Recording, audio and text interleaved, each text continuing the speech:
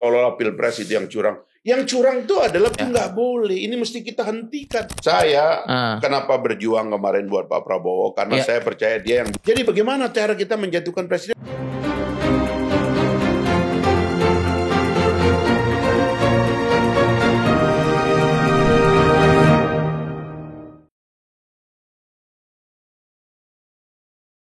Halo, sekarang bersama saya Coki Pardede di The Meet The Politician. Ini adalah The Meet The Politician. Kalau seperti yang kalian lihat, tempatnya nggak di tempat biasanya. Ini adalah acara yang baru. Dan kali ini gue ada di sebuah tempat. Tempat ini, coffee shop ini milik seorang politisi. Tapi yang jelas bukan milik mas-mas ini dong. Ini adalah milik Pak Fachri Hamzah. Kali ini kita akan ngobrol-ngobrol dengan beliau karena menurut gue beliau ini adalah salah satu orang yang paling unik di belantika politik Indonesia. Tapi sebelum kita ngobrol, kayaknya kalau ngobrol politik tuh nggak bakal seru kalau tidak ada kopinya. Sekalian saya juga akan mereview apakah tempat kopi beliau, kopinya rasanya enak. Halo Mas. Selamat siang. Ya, tegang sekali ya. Di sini rekomendasinya apa Mas biasanya? Rekomendasi kita sih ada Jamaican latte. Dia itu pakai flavor Baileys sih. Kalau gitu saya pilih kalau kopi yang rasa Partai Gelora dan warna biru dong. Wah, ya itulah humor barista ya. Tapi nggak apa-apa, saya pakai yang ini aja Mas. Saya di sini ada coklat nggak Mas? Coklat ada. Saya coklat. Coklat pure atau pakai flavor? Pakai flavor aja. Mau pakai hazelnut, karamel? Boleh pakai hazelnut. Ya, udah itu aja kayaknya ya. Yang dingin bisa nggak yang ice? Bisa dong. Ya, oke. Kalau gitu kita tunggu. Nanti kita akan ngobrol-ngobrol di Meet the Politician. Mana nih? Baristanya lama banget nih. Nih bos. Waduh. Spesial buat Anda. Terima kasih banyak Bang Fahri. Terima kasih banyak udah menyempatkan waktunya untuk baik Bang, baik. Lu sendiri gimana Bang? Aman? Baik ya? Namanya juga pensiunan. Iya. Kayaknya malah walaupun Gelora nggak lolos ke Senayan, kayaknya happy-happy aja Bang. Harus dong. Happy kan melekat pada diri kita. Oh, happy itu udah melekat ya Bang? Harus. Oke. Nah ngomong-ngomong soal itu, kali ini kita ngobrolnya yang santai-santai aja Bang. Kita nggak usah yang terlalu. Tadi Anda pesan Jamaican ya? Iya. Itu ada kayak ramnya begitu. Khusus buat Anda karena Anda kan rada-rada. Betul. Memang kalau politisi itu tahu apa yang rakyatnya inginkan ya. Memang luar biasa sekali. Tapi sebelumnya Bang, kita ngobrol yang santai-santai aja. Kita semua kan tahu seorang Fachri Hamzah sempat jadi ketua DPR. Wakil ketua DPR pada waktu itu. Capek nggak Bang? Saya itu di Senayan tuh dari tahun 98 ya. Sebagai apa waktu itu? Jadi habis demo, Pak Harto jatuh kan bulan Mei. Saya keliling Indonesia untuk menjelaskan ke teman-teman mahasiswa pergerakan apa yang terjadi kan. Tiba-tiba lagi berada di sebuah kota di Jawa gitu, di Jawa Timur, di Bangil ya. Saya ditelepon Pak Habibie. Pada saat itu Pak Habibie, ajudannya nelpon, dia bilang, Bung Fahri, kita mau lantik anggota MPR baru, gitu. Jadi Anda harus mau mewakili kaum muda untuk menjadi anggota MPR gitu. Waktu itu dia bilang begitu. Pada saat itu usia berapa Bang kalau boleh tahu? 27. Wow. Dan langsung ditelepon oleh Pak Habibie. Ditelepon sama beliau dan akhirnya saya harus konsultasi sama teman-teman pada dasarnya karena saya merasa sangat muda. Yang kedua, kata Pak Habibie, Anda memang mewakili kaum muda. Tapi yang kedua persoalannya adalah kita ini habis demo, iya kan? Layak nggak sih gitu habis demo terus kita diminta jadi anggota? Enggak, kata Pak Habibie, ini reformasi. Anda yang mewakili kaum muda yang reformasi, Anda yang harus dilantik gitu kan? Akhirnya ya saya setelah ngobrol sama teman-teman bilang go ahead, nanti juga kita akan mau ke Senayan semua kok gitu kan. Akhirnya saya masuk Senayan. Wow. Pada waktu itu apa yang bikin Bang Fahri, ini menarik nih Bang, pada waktu itu apa yang bikin Bang Fahri tanya second opinion dulu? Kalau kebanyakan orang kan pasti kalau ditelepon presiden langsung itu kan udah acknowledgement tersendiri kayak ya udah presiden langsung gitu. Kenapa waktu itu masih kayaknya gue harus tanya teman-teman gue nih. Karena prinsip saya sampai hari ini saya adalah milik pergerakan. Saya bukan miliknya elit atau presiden atau pejabat. Saya milik daripada pergerakan. Dan menjadi milik pergerakan itu artinya Anda harus punya certain kind of discipline, bahwa Anda itu tidak boleh kayak one man show gitu. Anda harus ngomong sama teman-teman karena pada dasarnya perjuangan itu banyak pengikutnya, banyak yang terlibat, banyak yang istilahnya itu berkeringat juga, kira-kira kayak begitulah. Jadi kita harus tahu diri bahwa teman-teman harus tahu apa yang kita lakukan dan mereka juga harus setuju dengan apa yang kita lakukan. Dan menarik nih Bang, sebagai salah seorang yang ikut demo, sebelum pada akhirnya ada di tempat itu, saat lo ada di tempat itu, apa yang perbedaan yang langsung lo lihat gitu Bang, pada saat lo menjadi orang yang di dalam sistemnya sama orang yang dulu berbicara tentang sistemnya, itu apa ya? Saya bersyukur karena pernah mengalami keduanya. Jadi kultur rakyat dan kaum pergerakan dan kultur elit sekaligus. Dan orang-orang yang dalam perjalanannya itu bisa tersedot, ditarik ke atas dan menjauh dari kultur rakyat dan pergerakan gitu ya. Dan saya sampai hari ini saya menikmati kedua-duanya karena saya tetap mau merasa saya nggak menolak saya bisa jadi elit ya, dan saya tunjukkan itu bahwa alhamdulillah 20 tahun lebih saya nggak ada masalah tidak terlibat dalam apa yang disebut oleh rakyat sebagai kerusakan moral elit gitu ya. Apakah itu hal yang sulit Bang pada saat itu? Oh nggak gampang, terutama dalam politik ya. Karena politik itu pada dasarnya perang kan. Jadi orang tuh melihat kelemahan Anda, melihat lubang yang harus yang dipegang oleh dia sebagai senjata against Anda gitu. Itu rutin itu. Itu sebabnya on becoming a politician itu Anda harus punya awareness bahwa musuh ini rutin. Gitu. Setiap hari itu adalah perang dan orang menelaah kelemahan apa yang Anda miliki untuk nanti kalau dia attack balik sudah ada jawabannya. Sudah selesai ya. Artinya kalau Anda nggak punya jawaban atau nggak tahu cara, Anda selesai. Apalagi kalau kita berbicara soal itu, kayaknya yang mengattack Bang Fahri kayaknya dari 20 tahun itu pasti banyak sekali. Oh, itu banyak sekali. Gitu. The first attack itu yang lucu nih ya. Begitu saya dilantik, kan saya nggak tahu Pak Habibie ini kan ketua dan pembina Golkar kan pada waktu itu. Jadi begitu saya masuk ke parlemen, pilihannya cuma 3. Anda masuk ke Golkar, Anda masuk P3 untuk merepresentasikan kelompok ya di dalam itu, atau Anda masuk PDI kan. Saya bingung gitu loh. Masa saya masuk Golkar meskipun yang menelpon Pak Habibie kan. Orang kita baru demo nih, ya kan, turunkan orde baru kan, kira-kira gitu. Akhirnya saya dengan teman-teman ya udah P3. Saya lapor ke Buya Metarum, itu ketua P3 waktu itu. Buya senang, dia peluk saya, dia suruh saya jadi jubir.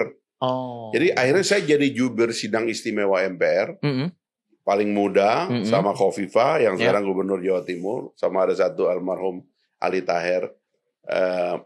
Dan pidatonya itu maki-maki Orde Baru dan Golkar. Berarti memang Fahri Hamzah yang kita saya tahu. Saya di-attack balik kan, saya ditelepon. Siapa saudara? Saudara kan dipilih oleh presiden yang merupakan ketua Dewan Pembina Golkar. Kenapa saudara itu? Saya diserang balik kayak begitu. Ada seorang jenderal lah ya pada masa itu. Saya bikin konferensi pers. Ya itulah, saya mulailah itu the real serangan politik. Deg-degan nggak waktu itu Bang? Awal-awal sih iya ya, karena kan kita nggak tahu nih, tiba-tiba anak muda ini yang berasal dari bawah, tiba-tiba dia masuk, dia jejeran sama elit-elit Indonesia, bayangkan ada konglomerat di situ, ada orang kaya, profesor dan sebagainya. Tapi kita coba pelan-pelan. sampai hari inilah kira-kira. Gua ada pertanyaan menarik nih Bang. Sebagai orang yang tadi kan lo bilang lo cukup beruntung untuk menjadi sebuah produk dari dua zaman gitu, dari yang memprotes sampai akhirnya bisa masuk ke dalam sistem. Nah sekarang kan orang-orang yang masih muda, terutama yang nonton ini, kesannya kayak gue juga udah tua gitu. Rada-rada. Tapi kan kesannya kan sekarang kan nggak semua orang bisa seberuntung Bang Fahri. Produk dari zaman itu gitu. Nggak semua punya privilege itu.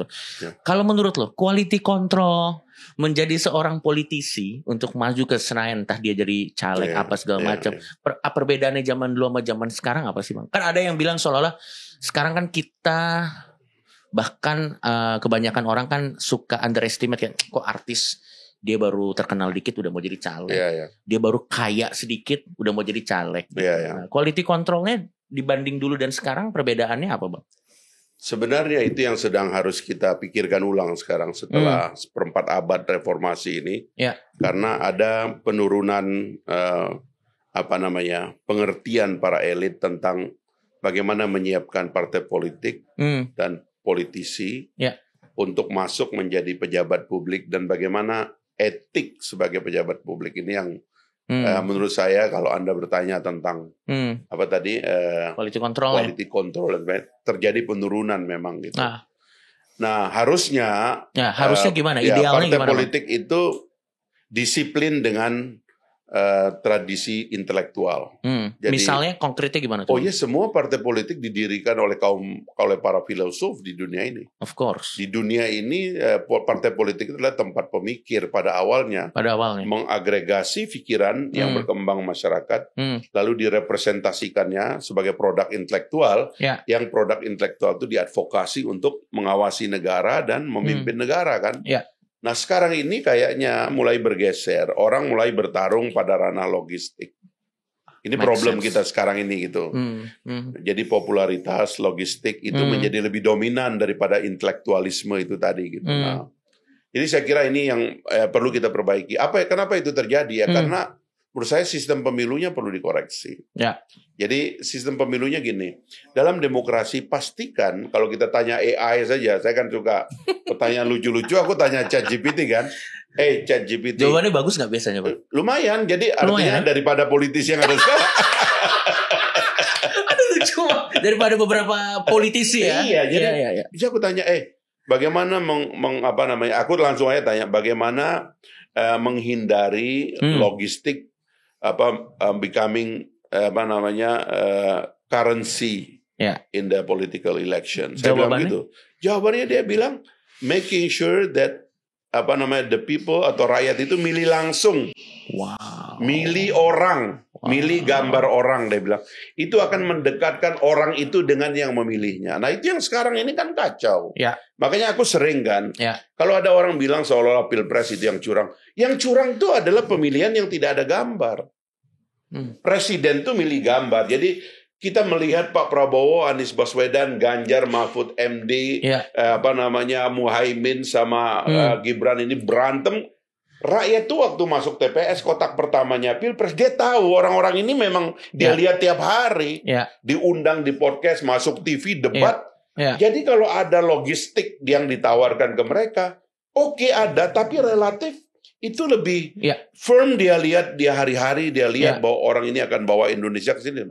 Nah, kedua masuk di DPD, kotak kedua. Itu nggak sempat juga karena nggak ada perdebatan DPD. Akhirnya orang milih yang lucu-lucu. Ya kan seperti gambar Komeng tuh kan. Untung Komeng agak pinter ya. Tapi dia bikin gambar begitu akhirnya bilang ini aja gue kenal gitu. Tapi nggak pernah ada perdebatan kok. Masuk DPR ke DPRD rusaklah semuanya itu karena tidak memilih orang.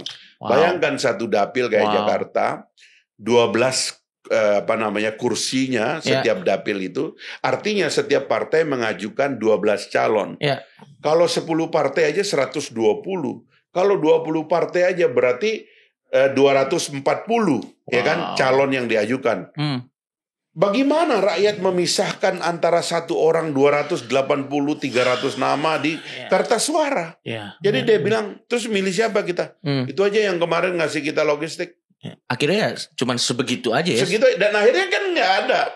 Makanya kan di Jakarta ini katanya orang-orang pemikirnya tersingkir sama orang yang populer dan yang punya logistik. Karena itu yang terjadi. Nah, ini mesti di-cure kembali, dikoreksi. Saya tahu caranya, ini kita mesti mulai dari awal gitu. Tapi apakah nafas zaman yang seperti itu berbahaya, Bang, untuk politik? Ya, ini bukan nafas zaman. Kita konyol aja nggak mau ngelolanya bahwa partai politik itu adalah bursa intelektual, bursa berpikir. Kita konyol aja mengalihkan ini menjadi logistik. Kenapa kira-kira banyak partai-partai besar pada akhirnya juga mengalah dengan kecenderungan ini, bukannya tetap stay true kepada idealismenya mereka gitu? Itu dia tadi. Asumsi lo, jawaban lo, Bang. Pada saat bersamaan kemudian karena currency daripada transaksi rakyat dengan politisi itu adalah uang, maka uang pun mencari majikannya, gitu loh. Itulah yang menyebabkan Anda tahu partai politik kalau bermunas ria itu gila itu. Ada partai yang katanya minimal 1 triliun modal dari si ketua umum supaya dia menjadi ketua umum, karena itu dia bagi ke semua daerah sebelum terjadi. Nah, inilah yang merusak. Akhirnya apa? Partai politik akhirnya menjadi tempat bagi orang kaya, bukan menjadi tempat bagi intelektual. Dulu pemimpin partai politik awal Indonesia namanya Soekarno PNI, Syahrir PSI, Natsir, ya kan, dan lain-lainnya. Ini adalah raksasa-raksasa intelektual yang bukunya sampai hari ini kita masih kagumi. Tapi sekarang coba, pedagang, rata-rata pedagang tambang. Kenapa? Karena itu uang yang paling cepat. Dan akhirnya nanti semua anak buahnya di DPR itu disuruh mengamankan bisnis daripada ketua umumnya. Itu nggak boleh. Ini mesti kita hentikan. Kalau mau negara ini jadi baik, ini mesti kita hentikan. Benar. Pada akhirnya ya tinggal kuat-kuatan currency yang tadi lo bilang tadi ya, untuk bisa masuk ke sana. Nah, saya kenapa berjuang kemarin buat Pak Prabowo? Karena saya percaya dia yang bisa nyetop ini gitu loh. Dari kungkungan hubungan antara bisnis dengan politik ini sudah sedemikian kacau kayak sekarang, Pak Prabowo bisa bilang stop, kita normalisasi keadaan ini, nggak boleh begini lagi gitu. Tapi ini juga pertanyaan menarik nih, Bang. Anggaplah sistemnya udah baik, anggaplah yang tadi kita sebut tadi udah bukan jadi masalah. Menurut lo kualitas pertama orang untuk masuk ke Senayan itu kemampuan berpikirnya, atau panggilannya, atau nuraninya, Bang? Kalau buat lo sebagai orang yang udah lama di sana. Kebetulan saya kan lahir sebagai aktivis itu dari SMP ya, karena saya ikut organisasi mahasiswa, organisasi siswa dulu. Saya dulu anggota Ikatan Pelajar Muhammadiyah sampai SMA, lalu sampai kuliah langsung kerja di Senat gitu, aktivis mahasiswa, jadi koran kampus. Di Bredel dan sebagainya. Akhirnya keluar kampus demo dan sebagainya. Jadi aktivisme itu jalan hidup yang saya tempuh dari awal gitu. Dan itu yang membuatnya itu relatif bertahan gitu. Karena di dalam aktivisme juga kita digembleng, kita dilatih. Anda nggak bisa jadi intelektual doang tapi tanpa militansi. Karena ketika Anda masuk politik, Anda diuji. Bagaimana kalau pada saat Anda menjadi politisi, Anda harus mengambil keputusan yang besar, efek finansialnya, terus orangnya datang ke Anda bahwa Anda juga bisa dapat efek finansial yang lebih besar kalau keputusannya bukan itu. Akhirnya yang benar kita salahkan, yang salah kita benarkan. Itu ancaman hari-hari dalam pengambilan keputusan. Berarti kecerdasan juga tidak cukup ya? Tidak cukup. Harus punya integritas tertentu. Integritas, militansi. Itu juga salah satu hal yang terlepas dari kepopuleran yang gue punya. Gue nggak populer sih, Bang, tapi orang cukup tahu gue lah ya. Gue tidak paling terlalu. Tidak saya lah ya. Iya. Gue tidak terlalu tertarik untuk masuk ke sistem ini karena gue sangat yakin, gue sangat tahu diri gue. Gue yakin 1000% kalau gue masuk sana pasti korupsi gue, Bang. Jadi jangan menambah masalah gitu. Sama hal-hal kecil aja gue belum bertanggung jawab kalau gue. Kalau masalah skill kan itu sesuatu yang bisa kita pelajari ya. Kita bisa baca buku, kita bisa baca apa gitu. Kalau saya sih hanya mendukung orang yang saya rasa kayaknya dia berintegritas deh. Kalau saya nih ya, saya melihat Anda ya. Gue sambil minum boleh? Boleh. Gimana rasanya? Kalau yang nanya yang punya, masa saya jawab nggak enak? Jadi kalau saya nonton Anda, saya lihat Anda berdebat dan sebagainya. Kuah intelektual itu cukup. Anda cukup, kalau Anda masuk DPR, Anda cukup akan punya kemampuan untuk, karena yang enak di DPR kita juga di bulan-bulan pertama itu, masih kayak ada briefing gitu. Jadi kita tahu isunya, Anda masuk Komisi 2 misalnya, Anda di briefing oleh staf tentang pemerintahan daerah itu pakai undang-undang apa dan sebagainya. Setelah itu Anda baru mengawasi pemerintahan, relatif Anda akan tangkap itu. Tapi mungkin bisa Anda sensitif mengatakan memang ini sistemnya memang bermasalah. Ya, misalnya nanti Anda akan diminta untuk loyal kepada hal-hal tertentu lah, kepada ketua, kepada apa itu kan kadang-kadang harus mengorbankan. Anda kan kontroversial. Betul. Coki, kalau bisa jangan ngomong soal itu lagi. Itu sering datang tuh. Coki itu ketua kita sedang punya urusan dengan pejabat itu. Tolong Anda jangan ganggu dia. Itu kan susah itu, bos. Saya dulu juga, gue kena gara-gara itu juga. Aduh, lucu banget. Lu menempatkan diri di pos, ada saat hal itu ada di diri lu menempatkan diri lu gimana, Bang? Lu kan juga pasti kan punya idealisme gitu, dan di satu sisi lu juga punya gerbong yang harus lu jaga gitu. Nah, lu menempatkan dirinya sweet spotnya di mana tuh, Bang? Ya, saya pertama-tama saya mengoreksi pimpinan saya yang mulai turun kaliber moralnya gitu loh. Lu udah mulai salah kalau kayak gini gitu. Nggak boleh begitu Anda caranya gitu. Ini sistem, jangan Anda korbankan. Anggota dewan itu tugasnya adalah oposisi terhadap eksekutif karena rakyat milih dia begitu. Dia terima gaji untuk itu, terima uang untuk itu, bayar listrik, bayar kuliah anaknya dengan cara untuk itu. Nggak boleh Anda jinak-jinakkan. Dan nggak ada perlunya dalam sistem ini juga anggota dewan nggak bisa menjatuhkan presiden kok. Ngapain juga lu jinak-jinakan? Nggak bisa, kita nggak bisa kita nggak bisa menyentuh presiden. Anggota dewan tuh nggak pernah rapat dengan presiden kecuali dalam 2 momen. Rapat pidato kenegaraan dan itu forumnya MPR dan pidato anggaran, dan itu Anda nggak bisa interupsi. Jadi bagaimana cara kita menjatuhkan presiden? Nggak ada. Jadi nggak usah dilarang. Biarin aja, karena presiden juga ingin melihat menteri-menterinya kalau digalakin sama anggota dewan, dia bisa nggak survive, dia bisa nggak bela diri, dia bisa nggak bela program pemerintah. Menarik. Harusnya partai-partai seneng kalau ada orang galak kayak kita. Disalahin, bos. Menarik. Gitu. Malah sebenarnya tanda kutip kegalakan itu yang akan menunjukkan apakah memang konsepnya itu bisa teruji atau tidak kan sebenarnya. Jadi menajamkan besi kan gitu maksudnya. Koreksi kita terhadap masa lalu adalah karena kalau kebebasan ini dilarang, siapa yang mengoreksi begitu banyak persoalan? Maka kayak podcast, kebebasan berbicara dan sebagainya itu nggak boleh ada hukum. Ngomong-ngomong soal kebebasan berbicara, belakangan ini kita ada beberapa hal yang lagi kontroversi juga nih, Bang. RUU penyiaran. Walaupun terakhir kali saya nggak tahu update terakhirnya. Tapi katanya ditunda pembahasannya. Ya, ditunda karena sempat rame-rame lah waktu itu. Biasalah, untung ketahuan. Kalau nggak ketahuan tiba-tiba sah itu. Tadinya mau sembunyi-sembunyi ya. Sorry, kita perbaiki dulu ini. Ya, setelah itu juga ada yang namanya Dewan Media Sosial. Ini sebuah ide dari yang tercinta Keminfo kita. Beliau katanya dapat rekomendasi dari UNESCO. Yang katanya beliau kalau tidak salah bilang jangan a priori dulu lah katanya. Biarkan kami menjalankan ini segala macam. Tapi kan biasanya kita sebagai masyarakat kan melihat track record dulu aja kan, Bang ya. Kalau misalnya kelihatannya wadididau ya kita juga deg-degan gitu. Menurut Bang Fahri Hamzah mengenai 2 hal tersebut, Dewan Media Sosial, RUU penyiaran.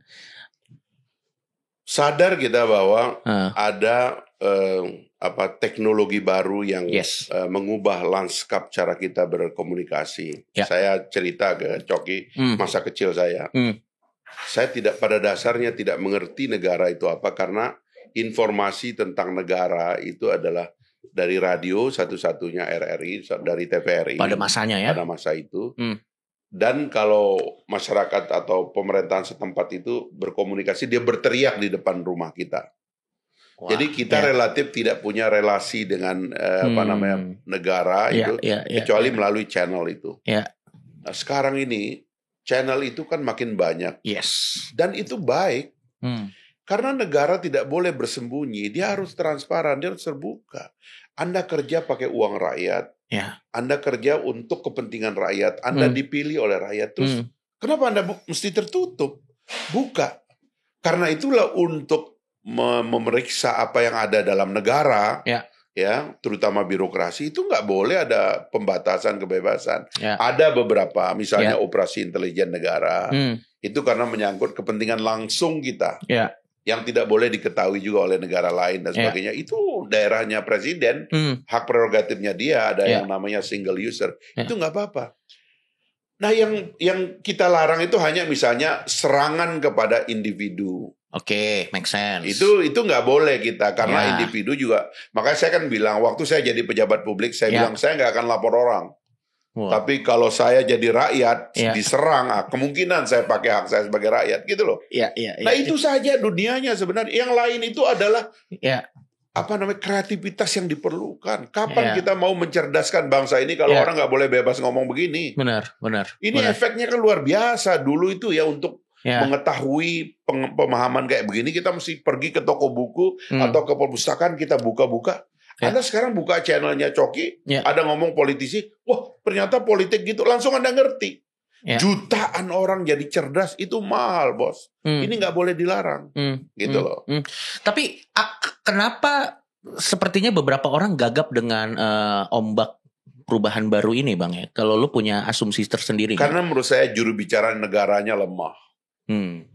Jadi kalau gini, negara itu tugasnya adalah memfasilitasi percakapan yang menyebabkan rakyat itu cepat cerdasnya. Makanya dia, salah satu kritik saya kepada pemerintah Pak Jokowi adalah karena jubirnya di tengah jalan tuh banyak yang stop dan mengalah.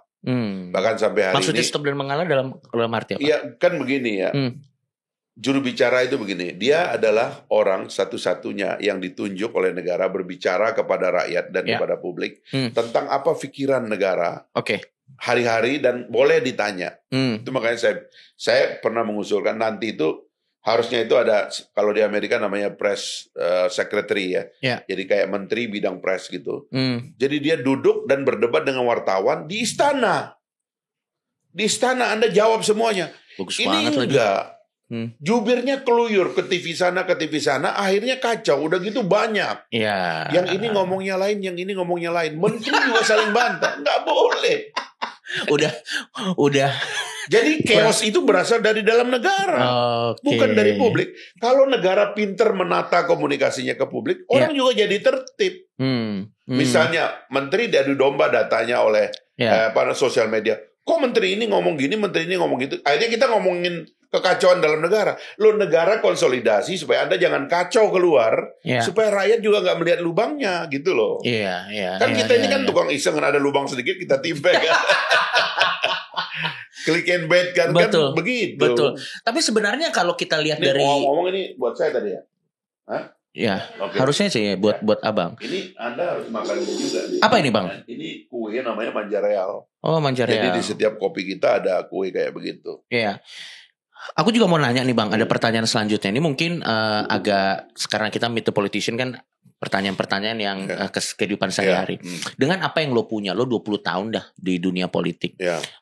Di partai yang lama juga lo salah satu pentolannya. Di parlemen juga siapa yang gak kenal Abang gitu. Dari apa yang lo punya, kenapa lo gak ngelanjutin aja dari legacy lo yang lama? Karena kan lo tinggal menikmati. Kenapa lo harus capek-capek bikin partai baru, Bang? Apakah yang lama itu buat lo kegagalan? Enggak, karena menurut gue lo tuh udah ada di posisi tinggal menikmati aja gitu. Kenapa lo harus turun gunung lagi, bikin lagi, berjuang lagi, mulai lagi dari nol, dengan beberapa teman dari tempat yang lama, bikin lagi sekarang? Kenapa Bang gitu? Itu pertanyaan pertama. Apakah memang satu yang lama itu sudah tidak sesuai lagi dengan ideologi lo, atau yang kedua memang sebegitu banyakkah waktu luang lo Bang gitu? Jadi apa nanti di pemerintahan Pak Prabowo? Aduh. Apakah akan jadi apa Bang? Jadi rakyat atau jadi pengawas atau jadi? Saya dari awal